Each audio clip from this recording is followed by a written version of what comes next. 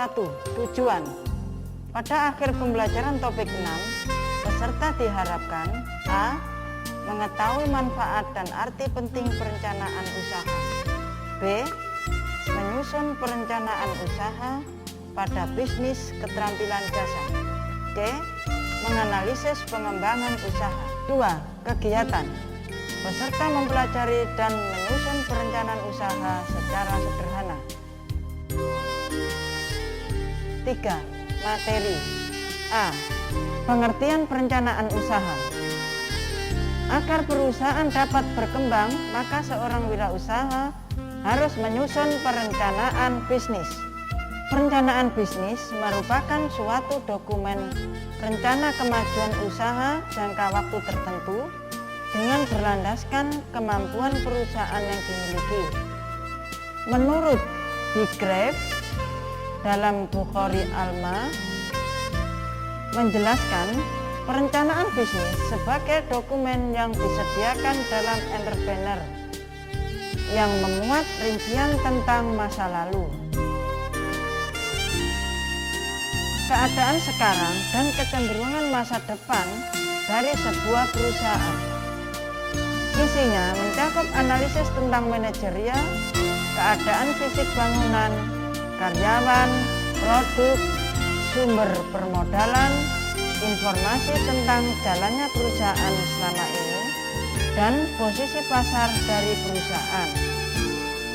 Perencanaan bisnis juga berisi tentang rincian rencana keuntungan, neraca pembayaran, perkiraan aliran kas untuk 2 tahun yang akan datang. Selain itu juga memuat pandangan dan ide dari untuk 2 tahun yang akan datang. Pandangan dan ide dari anggota tim manajemen serta menyangkut strategi dan tujuan perusahaan yang hendak dicapai. Jadi, perencanaan bisnis adalah dokumen tertulis yang disiapkan oleh wirausaha yang menggambarkan semua unsur-unsur yang sesuai baik internal maupun eksternal mengenai perusahaan untuk memulai suatu usaha. Isi dari perencanaan bisnis merupakan perencanaan terpadu yang menyangkut pemasaran, permodalan, manufacturing, dan sumber daya manusia. Setelah Anda memahami makna dari perencanaan bisnis, Anda perlu memahami kerangka perencanaan bisnis pada uraian berikut. B. Kerangka perencanaan usaha. Perencanaan usaha pada umumnya memuat pokok-pokok pikiran sebagai berikut. 1. Nama perusahaan. Pemilihan nama perusahaan harus diartikan secara mendalam dan umum karena berdampak jangka panjang. Pemberian nama harus berorientasi ke depan, tidak hanya pada faktor-faktor yang sedang tren, harus membawa kesan positif dan eksklusif terhadap produk yang diproduksi. 2. Lokasi. Lokasi perusahaan harus mempertimbangkan kedekatan dengan kebutuhan proses produksi dan perkembangan perusahaan, antara lain tenaga kerja, bahan baku, daerah pemasaran, banyaknya konsumen, suasana ketenangan masyarakat, dukungan masyarakat, dampak sosial, dampak lingkungan, dan lainnya. Komoditi yang akan direncanakan. Menurut Wasti Sutomo, pemilihan komoditi yang akan diusahakan dapat mempertimbangkan hal-hal sebagai berikut. A. Meningkatnya permintaan masyarakat terhadap jenis-jenis hasil usaha tertentu, baik berupa barang-barang ataupun jasa. B. Teridentifikasinya kebutuhan tersembunyi masyarakat akan barang-barang atau jasa tertentu dan belum banyak perusahaan yang memproduksi. C. Kurangnya pesaing dalam bidang usaha yang kita kerjakan pada daerah tertentu dan ada kesempatan untuk berkembang. D. Adanya kemampuan yang meyakinkan dengan hasil analisis prospek bisnis untuk bersaing usaha dengan orang lain dalam mengembangkan suatu bidang usaha yang sama. 4. Konsumen yang dituju. Prospek konsumen ini didasarkan atas bentuk usaha dan jenis usahanya. Jika jenis usaha yang dijalankan berbentuk industri, tentu jangkauan konsumen yang dituju lebih luas untuk beberapa daerah dibandingkan dengan usaha bentuk pertokoan. 5. Pasar yang akan dimasuki. Sebuah perusahaan yang akan memasuki pasar akan menempatkan perusahaannya sebagai pemimpin pasar atau market leader, penantang pasar atau market challenger, pengikut pasar atau market follower, atau perelung pasar, market nicer. 6. Partner yang akan diajak kerjasama. Partnership adalah suatu asosiasi atau persekutuan dua orang atau lebih untuk menjalankan suatu usaha mencari keuntungan bersama dengan kesepakatan.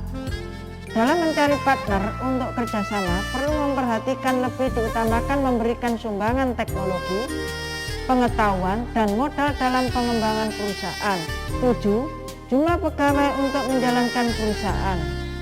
Penerimaan pegawai yang tepat untuk perkembangan mendatang guna meningkatkan produktivitas perusahaan dengan kriteria tingkat pendidikan, keahlian, usia, gaji, masa kerja tertentu, dan lainnya. 8. Jumlah modal yang diharapkan dan yang tersedia. Mulai mendirikan usaha, jumlah modal yang tersedia untuk membuka usaha sangat terbatas. Sedangkan pemilik perusahaan bercita-cita mengembangkan usaha, maka perlu perencanaan menambah modal dari berbagai lembaga pendanaan, misalkan rencana mengajukan kredit modal di perbankan. 9. Penyebaran promosi. Produk yang telah dibuat untuk dipromosikan harus direncanakan bentuk promosi, tempat media mempromosikan, keunggulan apa yang akan ditujukan, keunggulan yang ditonjolkan harus murah, kualitas prima, lokasi strategis, dan sebagainya. D. Bentuk formal perencanaan usaha atau bisnis plan. 1. Halaman depan. 2. Daftar isi. 3. Rangkuman eksekutif. 4. Penjelasan tentang perusahaan. 5. Pemasaran. 6. Barang dan jasa yang dihasilkan. 7. Usaha meningkatkan penjualan.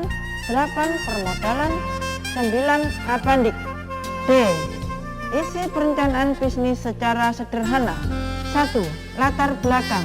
Pada bagian ini berisi latar belakang pendirian perusahaan, keadaan yang sudah dijalankan, keadaan persaingan, potensi tinggi terbuka peluang usaha, fasilitas yang dimiliki, dan prospek usaha di masa yang akan datang.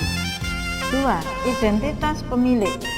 Bagian ini dicantumkan nama pemilik tempat dan tanggal lahir, alamat rumah dan telepon, jenis kelamin, status perkawinan, pendidikan terakhir, kursus-kursus yang pernah diikuti, pengalaman kerja.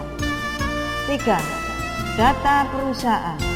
Bagian ini berupa nama perusahaan, alamat kantor dan nomor telepon, bidang usaha, jenis produksi, kualitas produk, bentuk badan usaha, bank, mulai berdiri, susunan pengurus. 4. Aspek produksi. Bagian ini berisi jenis dan jumlah mesin yang digunakan, kapasitas produksi, jumlah produksi rata-rata per bulan, sumber bahan baku, rencana produksi mendatang. Jika untuk pertokoan, maka jelaskan jenis barang yang dijual, sumber barang, kualitas barang, harga jual dibandingkan dengan pesaing, cara pembelian. 5. Aspek pemasaran. Bagian ini dijelaskan sistem distribusi, sistem pembayaran dari pembeli, konsumen sasaran, wilayah pemasaran, penguasaan pasar, segmentasi pasar, rencana pengembangan pasar, keuntungan rata-rata dari penjualan. 6. Aspek keuntungan. Di sini dicantumkan kebutuhan uang rata-rata per bulan untuk perawatan peralatan, bahan baku, upah gaji, biaya umum, ATK, bunga, pajak, dan lain-lain. Jika untuk usaha baru, cantumkan rencana modal investasi untuk bangunan, sewa kontrak tempat, pembelian mesin, dan perlengkapan. Untuk keperluan modal kerja, dijelaskan kebutuhan modal tiap minggu atau tiap bulan. Kemudian dilampirkan neraca perusahaan yang menggambarkan rincian jumlah aktiva dan pasifanya.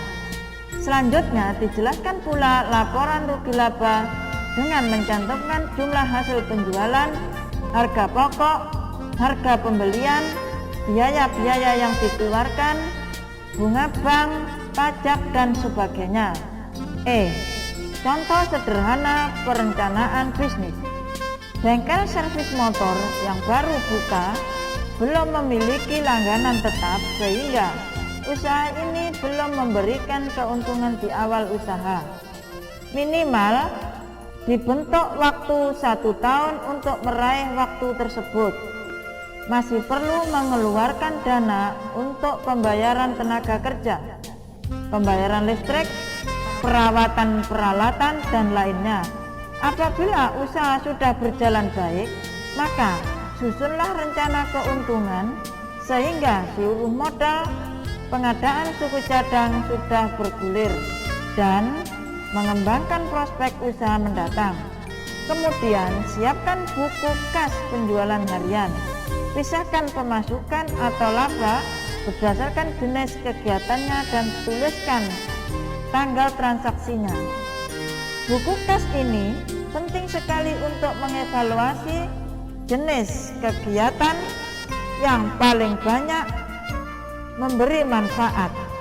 Informasi perkembangan keuangan, misalnya kegiatan penjualan suku cadang atau penjualan aksesori lebih banyak memberi keuntungan dibandingkan kegiatan lainnya. Dengan demikian, fokuskan modal pada kegiatan ini. Namun apabila kegiatan jenis servis yang memberikan keuntungan terbesar, Anda tidak perlu menambah modal untuk membeli suku cadangnya atau aksesoris, tetapi mungkin perlu menambah tenaga montir, menambah sarana, memperluas lokasi. Apabila usaha servis sepeda motor sudah berjalan normal, artinya pelanggan sudah cukup banyak, maka Anda dapat membuat perkiraan rencana keuntungan.